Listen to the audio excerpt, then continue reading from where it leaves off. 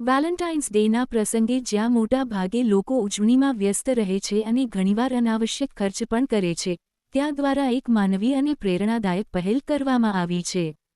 સ્વાગત ગુજરાત ન્યૂઝના તંત્રી ઓમ પ્રકાશ તિવારી અને રિપોર્ટર મનીષ પ્રજાપતિએ વેલેન્ટાઇન્સ ડેના દિવસે સ્થિતમાં નિવાસ કરતા વૃદ્ધ દાદા દાદીઓને એક સમયનું ભોજન કરાવી તેમના અમૂલ્ય આશીર્વાદ પ્રાપ્ત કર્યા.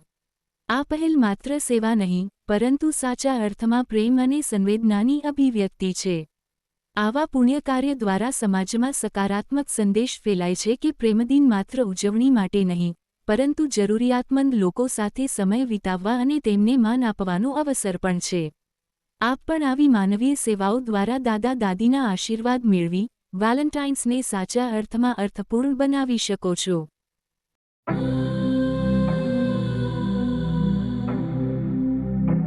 અમારા ચેનલને લાઇક અને સબસ્ક્રાઇબ, ફોલો કરો જેથી તમે દરેક મહત્વપૂર્ણ અપડેટ સરળતાથી મેળવી શકો.